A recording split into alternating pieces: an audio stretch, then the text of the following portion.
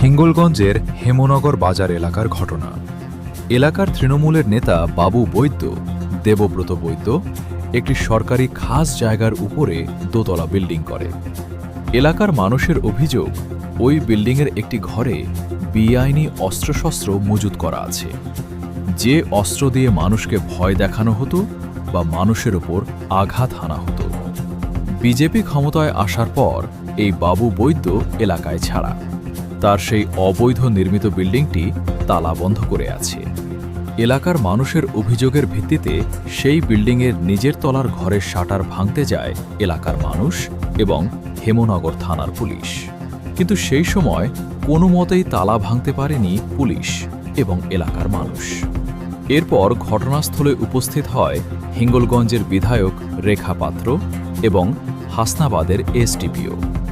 রেখা পাত্র দাবি করেন, ওই মুহূর্তে ঘরের তালা ভাঙতে হবে এবং সবার সামনে দেখা যাবে তার ভেতরে কি আছে।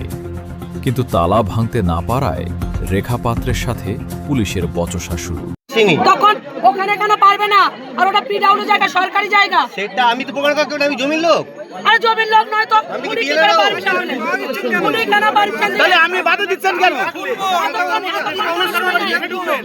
তা ভেঙে তো ঢুকতে হবে। তাহলে আপনারা সুরক্ষিত নেবেন, তাহলে গরিব মানুষরা গরিব মানুষরা আমপানের টাকা পায় না।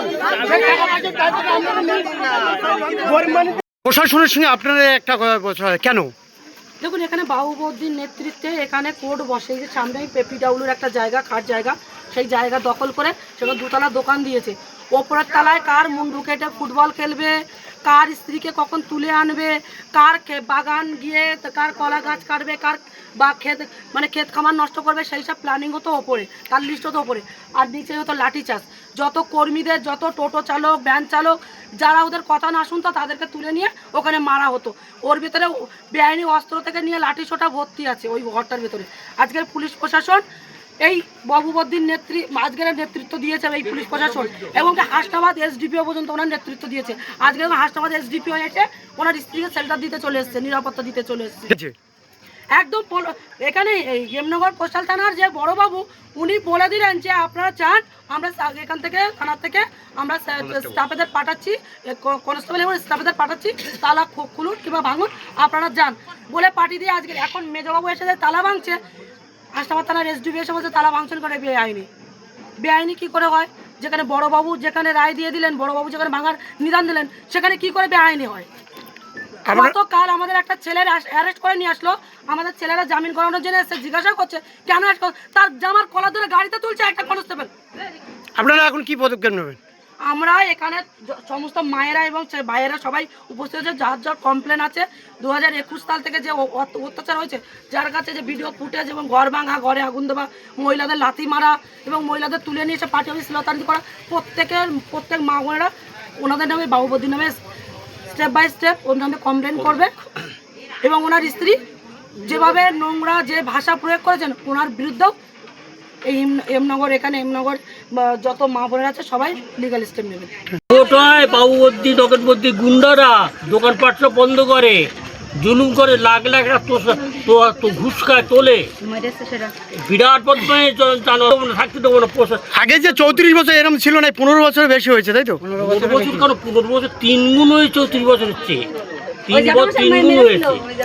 এত বড় অত্যাচার কারো হয় না। আমাকে মারধর করেছে, আমি একজন প্রতিষ্ঠিত লোক। আপনাকে কি মেরেছিল? হ্যাঁ, আমাকে মেরেছিল। কারা কারা মেরেছিল? আমার ছেলেকে আরো বেশি মেরেছে। আপনার নাম? আমি বিজেপি করেছিলাম, বিজেপির বুদ্ধি পড়েছিলাম। বাবুবদ্দি আমার বাড়িতে গিয়ে বলে যে তুই যেন বিজেপির বুদ্ধি বসবি না, তুই যেন ভোট কেন্দ্রে যাবি না। আমার পুরো ফ্যামিলিটাকে উল্টো পাল্টা কথা বলে আমাদের থামিয়ে রাখে। আমি বলেছি আমি বুদ্ধি যাবো, আমি আমার ব্যক্তিগত ব্যাপার, আমি কি করবো সেটা আমার ব্যাপার, তুই কি করবি করে নিস বলে আমি বুদ্ধি বলেছিলাম। আমাকে মেরেছিল, আমাকে ঠেট দিয়েছিল, আমার বউকে মেরেছিল। তারপর ওরা জেতার পরে কি করলো, ওদের সেনাবাহিনী নিয়ে 5 মিনিটের ওখানে শাবল নিয়ে বড় বড় হাম্বুর নিয়ে আমার ঘর ভেঙেছে, ঘরটাকে তয়নস করে দিয়েছে। আমার দুটো ছোট ছোট বাচ্চা হাত জোড় করেছে, তাদেরকে তুলে পুকুরে ছুঁড়ে দিয়েছে। আমার বউ বলছে তা তোর আমার ঘরটা ভাঙিস নে, আমার বউকে হাতে উলঙ্গ করে মেরেছে, মেরে ছেড়ে দিয়ে ওরা। আর আমার বাবা বয়স্ক মানুষ ছিল, আমার বাবা বারণ করেছে, বাবাকে তুলে পাথর মেরে বাড়ির ভিতরে ছুঁড়ে দিয়েছে। কে কে ছিল সঙ্গে? ওদের সঙ্গে বাহুবদ্ধের যে গুন্ডা বাহিনী সেনানায়ক তারাই ছিল, ওদের পার্টির নেতৃত্বে ছাড়া গুন্ডা বাহিনী। আপনার নাম? গুন্ডা বাহিনী। আপনার নাম? আমার নাম ধীরেন মন্ডল, বাবার নাম নবীন মন্ডল। কোথায় বাড়ি? আমার বাড়ি এই হিমনগর কোস্টাল থানা।